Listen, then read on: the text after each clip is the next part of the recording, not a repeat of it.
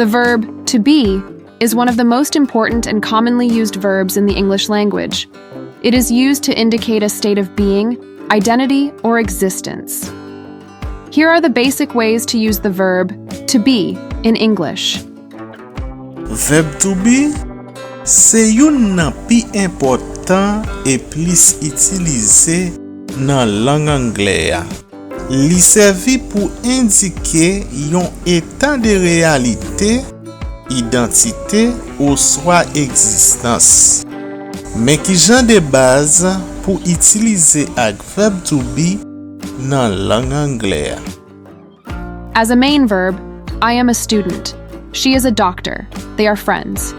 It is a beautiful day.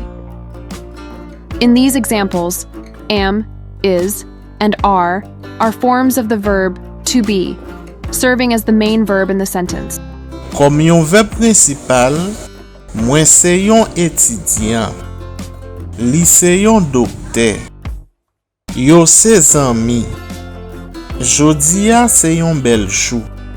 Nan exemple sa yo, am, is avec are, se forme verb to be qui servi comme verbe principal nan phrase la. As an auxiliary verb, I am studying for exams. He is playing the guitar. We are watching a movie. In these examples, am, is, and are used as auxiliary verbs to form the present continuous tense. The main verb, studying, playing, watching, follows. Comme yon verbe auxiliaire, mwen ap etidye pou examen. Li ap jwe gita. Nou ap gade yon film. Nan exemple sa yo, am, is, avec are servi comme verbe auxiliaire pour former temps présent continué.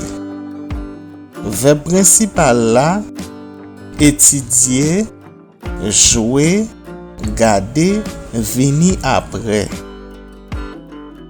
To express identity. She is my sister. This is my car. He is a famous actor. Is used here to indicate identity or a defining characteristic. Pour exprimer identité.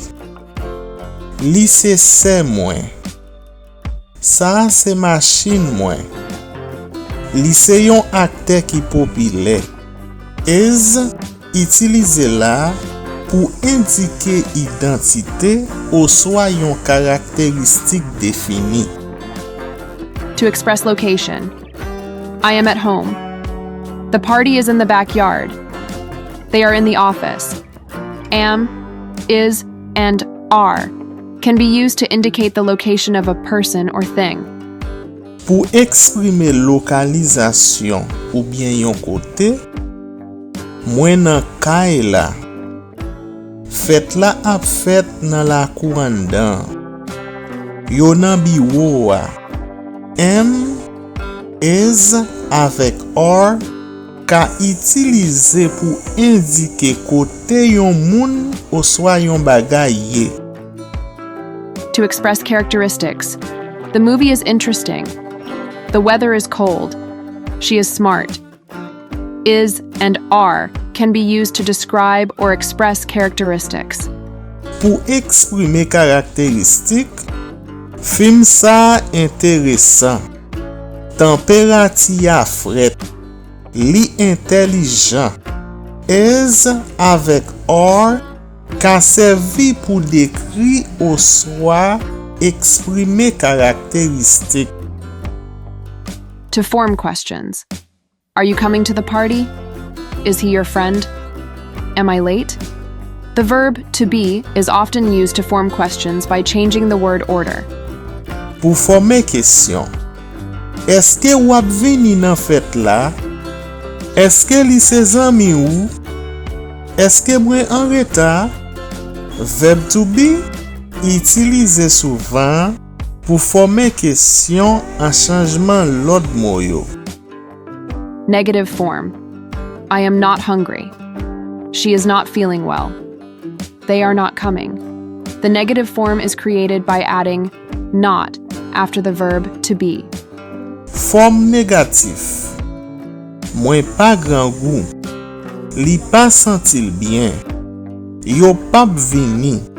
Forme négatif la kreye quand ajoute nat après verb to be ya. Remember, the conjugation of to be changes based on the subject and tense: am, is, are, was, we're. Understanding these basic uses will help you construct a wide variety of sentences in English. Songez bien, conjugaison to be change selon sujet ak temps. Am, is, are, was, were. Comprendre l'utilisation de base sa yo pral aider ou construire yon paquet phrase dans langue anglaise.